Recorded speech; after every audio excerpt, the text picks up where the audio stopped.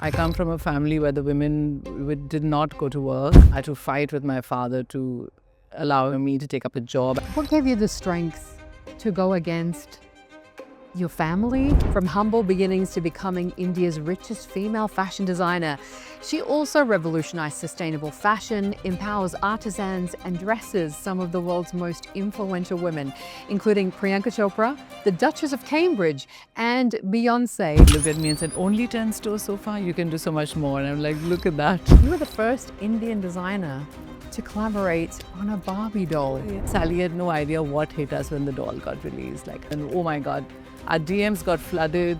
Women were just sending us these teary messages saying, well, finally I have a doll that my daughter will relate to. It is something else when you understand that the clothes that you're wearing have a bigger impact. But if that design that I create is also providing the woman who makes it, who's embroidering your garment or who's printing it, and that empowers her, it's transformed their lives, because they all said that we were never respected by the men in the village. Today we are treated with so much of respect. You were the first Indian designer to go to New York, the first to come to Dubai. I have a dream to go global, and I think these are the guys who will help me to go global, and I said yes. It still gives you a buzz after all this time. I was literally almost like crying. What do you think is the most underrated ingredient of success? My current obsession is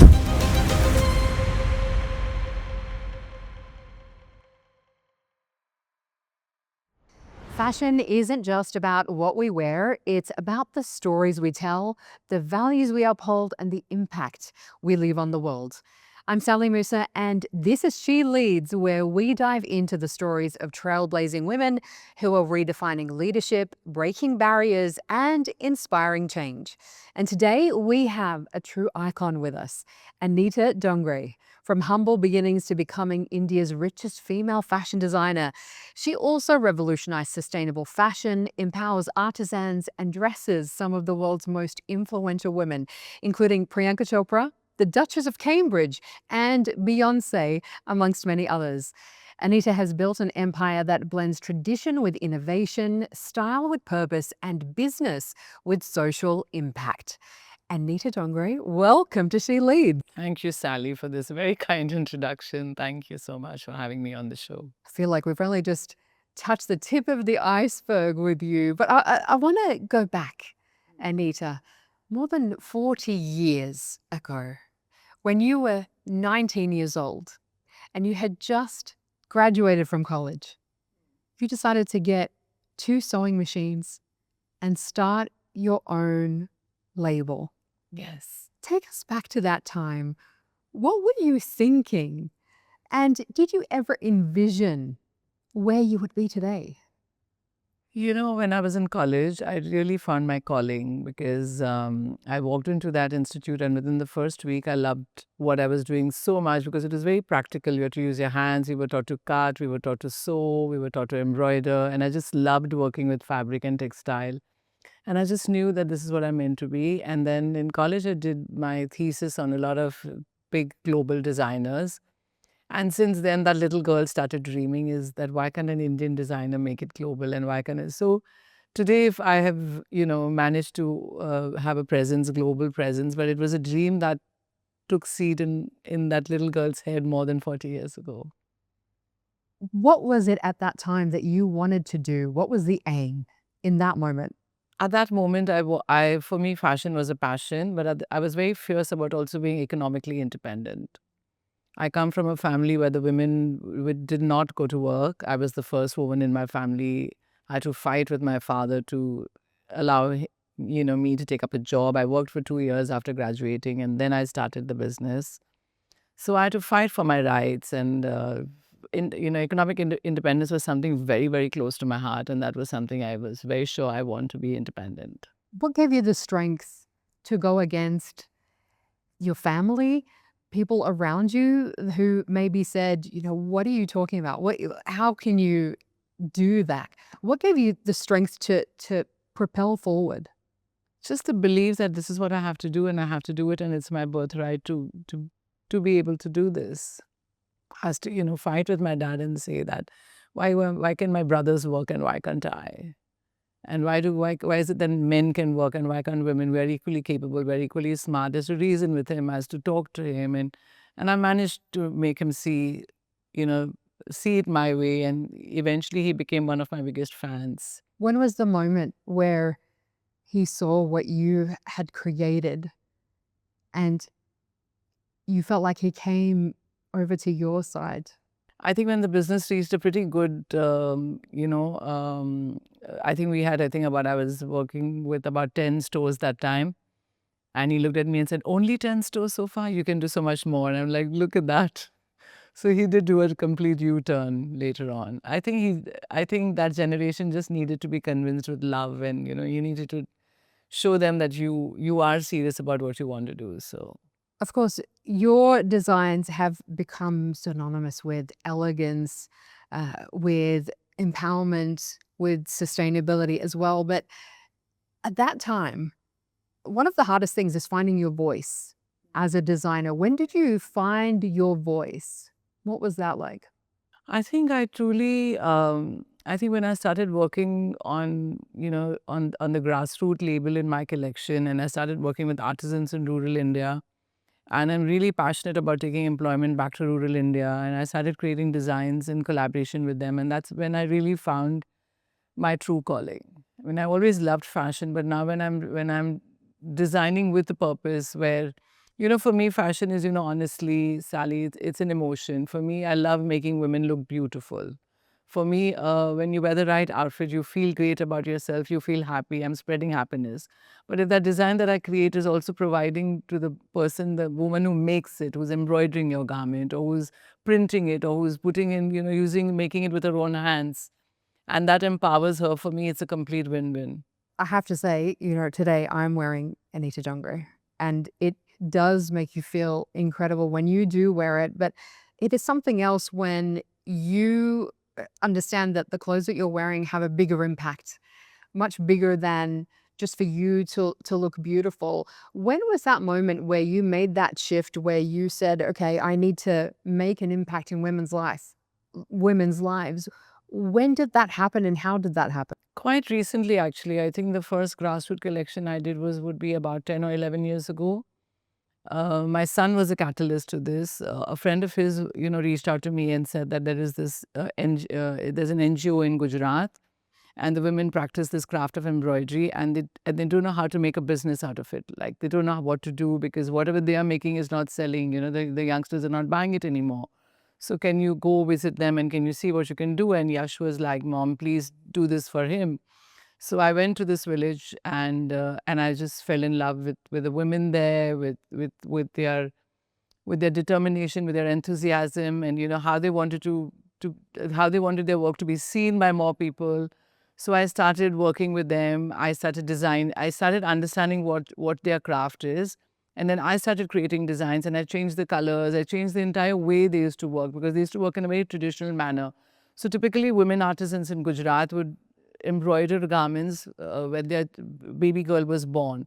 So they would spend probably 18 to 20 years embroidering a skirt for her, and that would be given to her in, when she got married, as a trousseau. Now, the NGO was working to use this craft and skill of theirs to make garments that could be sold in the cities and, create employment for them. But the designs they were doing were very traditional. The colors they were using were very traditional. So I had to just come in and contemporize it and give it a completely new look to these clothes. And it was an interesting journey to understand what they can do, what they can't do. We had, a lot of trial and error. We went back and forth. I started using more different textiles. They were embroidering on very rough cotton, which women in the city could not relate to. So we did a whole complete revamp of design, and today those women are gainfully employed. It's been a decade. This has changed their lives. It's impacted their lives. They've sent their children to school, and it's really, really made a huge positive difference in their lives. And I'm hoping to work with many more such NGO clusters that we work with. It's amazing to see the ripple effect of something like that that can happen.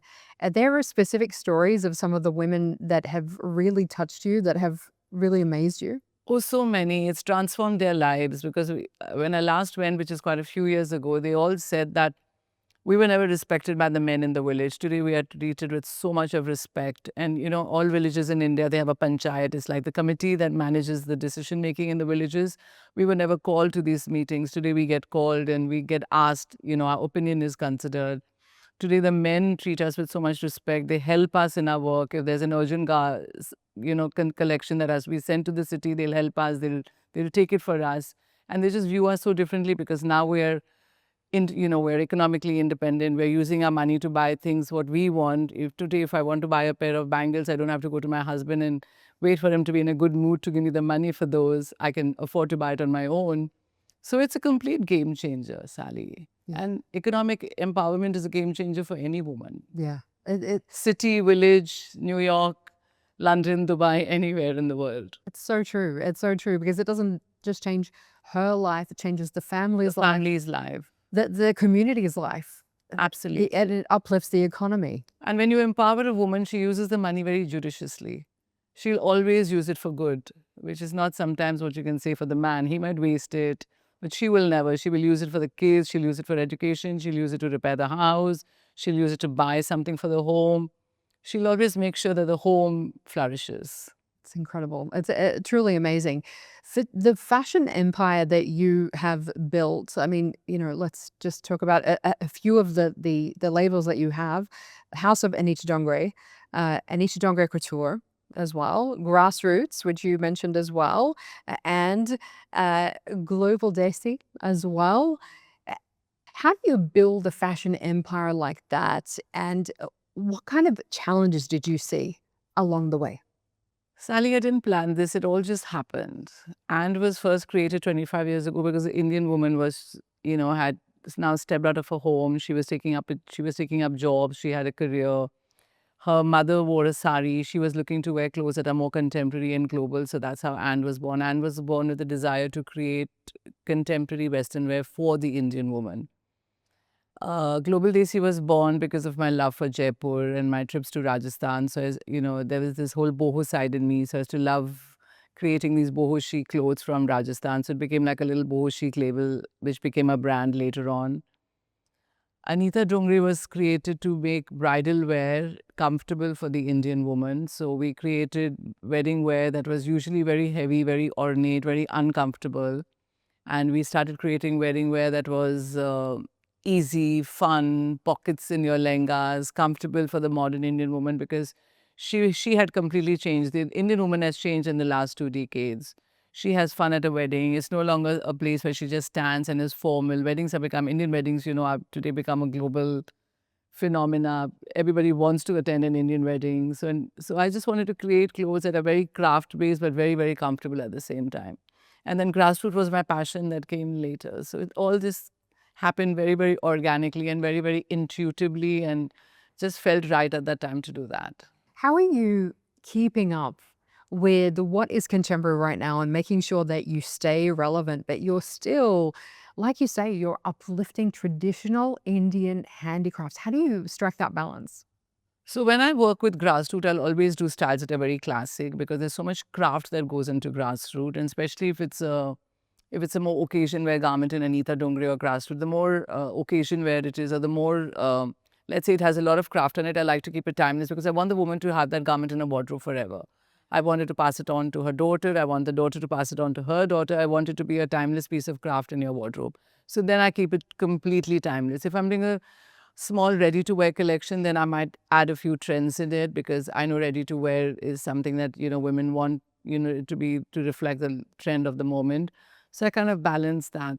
But what I really enjoy is creating clothes that can be in a woman's wardrobe for a long, long time. And I always get this feedback from so many women I meet. Just yesterday, I met somebody and she was wearing something she bought for me 15 years ago. And it just looked so beautiful even today. So these are the stories I love. And women have, or, I meet a daughter and she says, I got this from my mom. I love that. As you say, Anita, the Indian wedding has just become, this synonymous with joy, celebration the world over. We all love to see it. And you, of course, have had a lot of celebrities who have worn your designs as well. Uh, what has been a standout moment for you, maybe of those who have worn your designs? Sally, that's really a tough question. I mean, I've dressed so many women and so many brides, and how do I? No, that's a tough one. Ask me something else. Of the celebrities, who kind of, you feel like that was an incredible moment where somebody famous wore your designs and you thought, I can't believe that's just happened. Well, I don't know. The bride has just dressed, which is day before yesterday. She just got married 2 days ago, and I'm in Dubai, and I couldn't attend her wedding, but I dressed her, and she's a beautiful young girl. She's an environmentalist, and she's an actor, and she's a YouTuber, and she's very, very popular in India and much loved. Her name is Prajakta Kohli. And I just looked at those pictures on Instagram the next day when, in the morning, she carried them on her page. And I literally wanted to cry myself because they both just looked so beautiful. She wore a beautiful lehenga, which is hand painted by artisans in Jaipur. And then she sent me such a beautiful recording saying that, you made this day so special for me. When I came to Jaipur to see your fashion show, I wanted to wear something that was from Jaipur, but you got me the artisans who work in the city palace have hand painted this lehenga. The flowers in the lehenga are part of my name. And it's just so special and so emotional. And then when you realize it's just you're such a large part of such an important event in somebody's life, and just to see that couple and love shining in their eyes, and they in my creations just felt so special, and I felt so grateful. It still gives you a buzz after all this time. I was literally almost like crying because they looked so in love and so beautiful and so ethereal. And she loves trees and I love trees. And she got married under a tree. And we had all these beautiful tree motifs on a lehenga and so much of storytelling. And it just all falls into place together. And I just feel so like happy. It's incredibly beautiful. You've dressed the likes of Hillary Clinton, the Duchess of Cambridge as well. I've had the good fortune to meet both, and they're both amazing women. How did that happen? She was coming to India. She loves Rajasthan. Her stylist went on the website and loved this outfit and ordered it. And we really had no idea. You didn't know that No, the Duchess of not really. Kate Middleton. Not really. I got to meet her subsequently later in London. She invited me to the palace for an evening, and she's lovely, she's gracious, and she said she loves Jaipur, and she chose the dress because it reminded her of Jaipur, because the print was very Jaipur inspired. A lot of my work is inspired by Jaipur. And yeah, I was just grateful that I get to meet such amazingly strong women, and I get to also dress them. Does it inspire you in your designs? Like, what keeps you going creatively? What keeps it fresh for you? I think just meeting the women I dress, and and the feedback they give me, and just that it could be nature, there's so much inspiration comes at you from everywhere. Sometimes it can be from a place, sometimes it can be from a person, sometimes it can be from some art piece, sometimes it can be on a trip to India, sometimes it can be a museum, it can be anything. It could just be a tile I see, I mean, Dubai has such amazing architecture, and that inspires. So I think as a designer, inspiration comes at you from so many, you just have to look and, absorb it. Yeah. And use it when it is the right time. Just take it in and soak it in. Yes. and see the things maybe that other people don't see as well. Yes. And pick up on that. Yes. Sustainability. This has been a buzzword that if we haven't heard about it, it's just everywhere. Yes. But the thing is, on the other side of that, you've got fashion by some estimates being the second most polluting industry True. in the world. True. So for you, what does sustainability in fashion really mean? What does it really look like? See, today for me and the whole team at work, for us, sustainability means anything that has a social impact, which we are doing by working with artisans all over the country. And then the material impact of what we use. So we're very, very mindful. I'm constantly researching and working with companies on how can I use a material that's better, that uses the less of the planet's resources. So there's a constant material innovation going on. I'm a vegan. I don't use leather. I've never used leather in any of my products right from the onset of the fashion business. But we just started a line of vegan leather bags 2 years ago because we found a material that I thought was well made, was biodegradable, that was made using very limited resources. So we use this material from the USA. We're working with another material company in India now. So there's a lot of material innovation that I look into, and I'm always trying to see how I can produce something today better than what I did yesterday, and how can I just be more sustainable in that sense in my production processes. There are a lot of brands that struggle to integrate sustainability at scale as well. What would you say is some of the misconceptions around sustainability in fashion that really need to be debunked so that we can do more? For example, somebody might think that cotton is sustainable, but cotton may not necessarily be sustainable because cotton takes a lot of water, and cotton can be grown in an inorganic way. Cotton takes a lot of fertilizers and pesticides, so you got to use a cotton that is what you call is we have a term called either organic cotton, which is very pure, or better cotton, which has a balance between the two. There are materials like today when we are using a lot of viscose in our garments, but then we also work with mills who are ensuring that when they produce the viscose, they're recycling the water, they're cleaning the water and putting it back in the river. So I think essentially working with a lot of responsible companies, but that's for the consumer, yes, it can be very tough, and the consumer needs to ask questions, the consumer needs to read up because there's so much of greenwashing that's going on currently. Yes, I think today consumers need to, I think, just follow this one rule of mindful living where you just use less, just stop buying too much, is all I'd say. Every time are buying something, think about it. Do I really need it? Do I really want it? Can I manage without it? So I think if we all start just consuming less, I think today what's happening in society is we're all just over this, too much overconsumption of everything. You're flying too much, so your carbon footprint is higher. You're taking too many flights. You're buying too much. So you're using too much of air conditioning. At every step, we need to think, how can I, the number of times you wash your clothes, the amount of water you use. So at every stage, you just got to think, how am I living more mindfully? Is the fashion industry doing enough though? You mentioned greenwashing there. Is the fashion industry doing enough? In the East, I think in India, it's still a new industry compared to the West. And it is, of course, India is a production center for the world also, besides China. But I think there's a lot of still handmade in India, which is I would say sustainable as long as it's handmade. We still have a lot of handlooms. We still have a lot of labor done by hand. But I think India needs to learn from the West and make sure that we don't adopt the practices that the West already has, and we look into our own culture and heritage where we were always sustainable and mindful. We lived mindfully. India lives very sustainably in its villages. So I think we need to start looking at how our grandmothers lived and start taking some tips on how they lived so simply and sustainably. For you, you were one of the first Indian designers to take on investors and partners in your business. How difficult was that stage of scaling, of inviting investors in and inviting partners into the process? What were the challenges there? How did you know which investors to choose to scale up your business? Sally, it just happened. We were not looking for investors. We were just doing our business the way one does your business.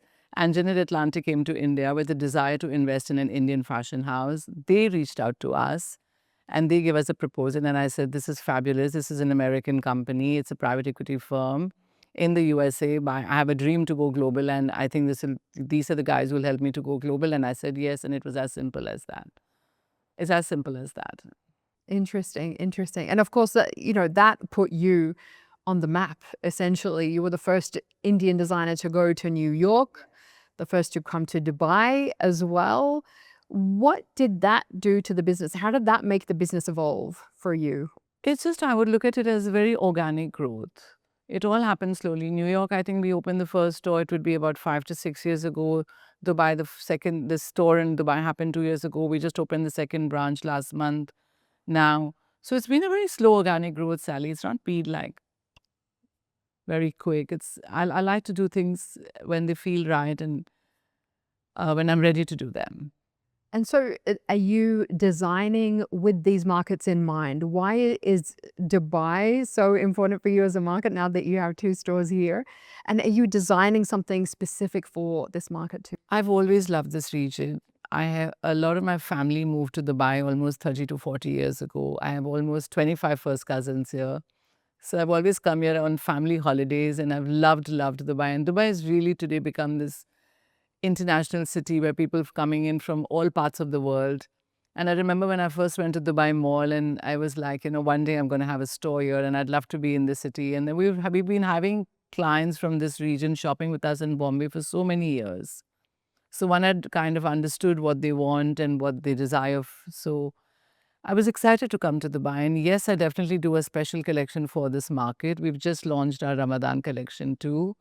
And for me, it's exciting to dress the woman here because she's so similar in that sense to my client in India because the women here love color, they love Indian textile, they love Indian print, they understand Indian craft.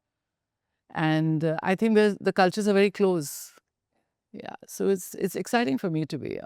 I love that. It's like coming home to family Yes. when you come out here. So Yes. it's a special place for you. It's just that now I get to work here too much. Yeah. I love that. There are so many firsts for you that you have achieved. One of them is kind of pretty incredible when you think about it. You were the first Indian designer to collaborate on a Barbie doll. Yeah. That's amazing because we still don't have an Arab designer who's done that. No, high time. And high time indeed.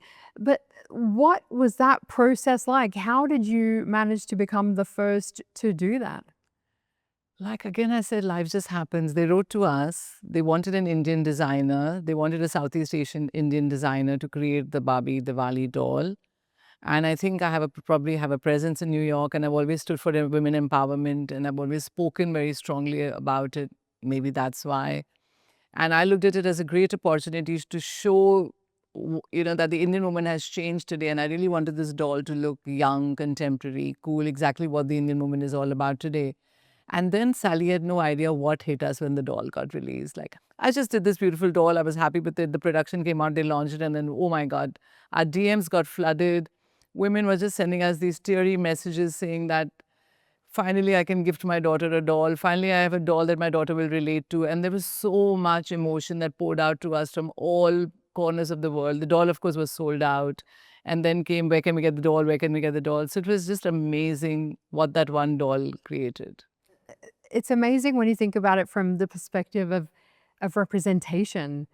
I had 12 Barbie dolls growing up. You did? I never played with a Barbie. I mean, in my time, like, I don't think my parents could afford a Barbie for me. You didn't have that history with the Barbie doll. I've never had a Barbie doll ever.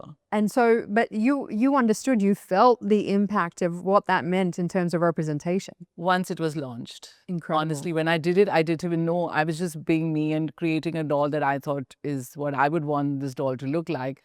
But when it was launched, the kind of feedback, no, that was completely unexpected. Because definitely when we grew up, it was just all the golden blonde Barbie dolls. And I never saw a Barbie doll that looked like me. So when I saw yours, I was just like, this is wild. This is incredible.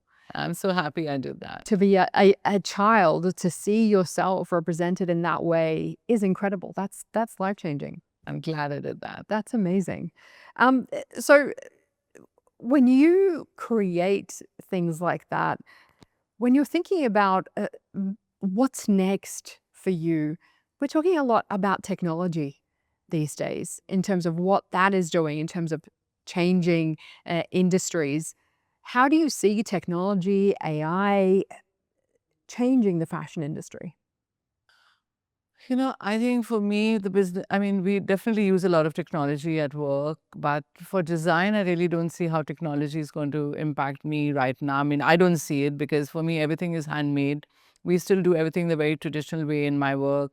We draw the designs by hand. The print that you're wearing is first hand painted by a master artist and then converted into a print. So my processes are still so hand done and I love handmade. So right now, I'm not looking at, I don't think AI can create designs for the house of Anita Dongre. It will still have to be very personal. And that's the thing about it, that it has that human, personal I think touch the human is so important. throughout the entire process. Yes. This is crucial, isn't it? But what's interesting is we live in a world that is obsessed with speed, is obsessed with things being done quickly and cheaply. So how do you balance that? My current obsession is slow living. I just want to go back to living. I just want to now practice slow living. I think that the world is going too fast and we all need to take a pause. There's just too much happening. Everybody's hustling a bit. I mean, everybody's a hustler. And I just want fashion, at least for me, I want me to slow down, make slow, meaningful fashion and create everything that has meaning and do it slowly and with purpose and not be in a rush. For you, who have been the biggest mentors, the biggest inspirations for you in your journey so far? I think the biggest one right from childhood has been my mum. I think I also must have become a designer because she had 6 kids. We are 6 of us. And still she used to find time in the afternoons to sit on the sewing machine and make clothes for we 3 sisters when we were young. So it's just been her. I think her generation had so much resilience, grit, and I'm always looking to her for inspiration, honestly. She's my biggest inspiration.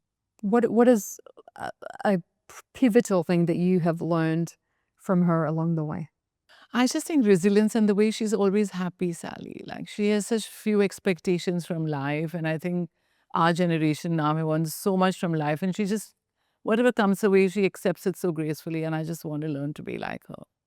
She's seen so much in life, but she always wakes up every morning with a big smile and is always so happy Do you feel like, and content. yeah, do you feel like we don't appreciate where we are so much that we're chasing things, we're chasing whatever it is all the time, and there's too I much of it? think so. I think women today, we're also at that phase where we are just chasing too much. At least I want to just take a deep breath and settle down and just be more like my mom. For you, Anita, from what you've learned, what do you think is the most underrated ingredient of success? To be content. I want to learn that from my mom, to just be content with what you've done, be appreciative of what you've done and not keep wanting more and not keep chasing more. What do you do in this crazy world to kind of bring yourself back and to be in that space of contentment? I just spend a lot of time with family and with nature. And I think that always settles me down because it is a crazy world. The world of fashion sometimes is crazy. But I think just being at home, playing with my dogs, going to the farm, just being with nature, Yeah. that always works. Amazing, amazing, absolutely. And so what's really interesting is that we're seeing Indian design and craftsmanship really come to the fore, I feel like right now on the global stage. It's high time. It's high time, but you know what's interesting? If people know their fashion history, they will know that Indian design and textiles and fashion has always influenced the Absolutely. West, Yes. always influenced Europe for hundreds of years. Yes. It's the reason why we have color and exquisite designs Mm. here and right now.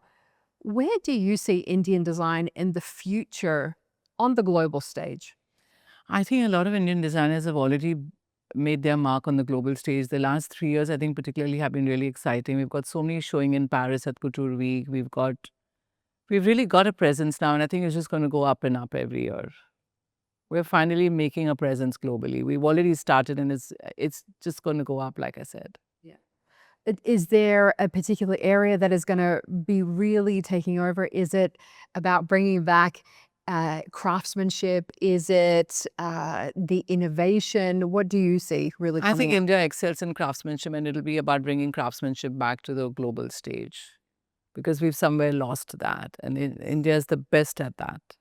And the Indian designers are doing a fabulous job to highlight that. Yeah, it will be incredible to see. Yes. What are you seeing as still the barriers for women, whether it be in fashion, in business, wherever it is? What would you love to see changed, and how do we break through? I think the only way to is just to empower women, and that's what I say. For me, my biggest satisfaction will come with the more lives that I can impact, and the more women you empower, you have an empowered society. I think economic empowerment is what India needs today, and the world needs today for women. Absolutely. For you, you've already achieved so much. What is next now for Anita Dongre? I just want to take life each day as it comes, and I want to be content at the end of the day, and then wake up the next morning and just see what life throws at me because it's actually whatever has happened to me has just happened. So I want to keep it that way. If you could give a piece of advice Hmm. to those young designers who are coming up or businesswomen who are coming up, what would you say to them? What do they need to focus on?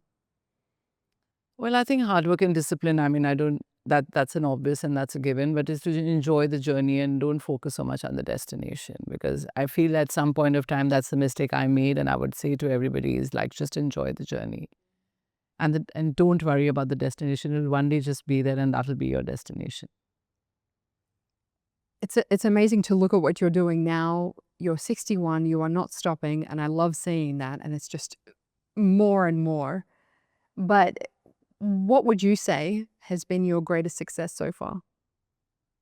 My passion. I'm as passionate today as I was when I was 18. And the passion is still there, and I'll continue going to work every day as long as the passion remains, because the passion is what drives me. I love that. I love that you're still as excited about everything today Yeah, as I you were back still then. am. I still am. I go to work, I go to the design headquarters, and I'm so excited to start every new collection. It's the same excitement, the same passion I had. And like I said, till that stays, I'm around. With that, Anita Dongre, thank you so much for joining us Thank on you. She Leads. Incredible. Thank you. Thank you.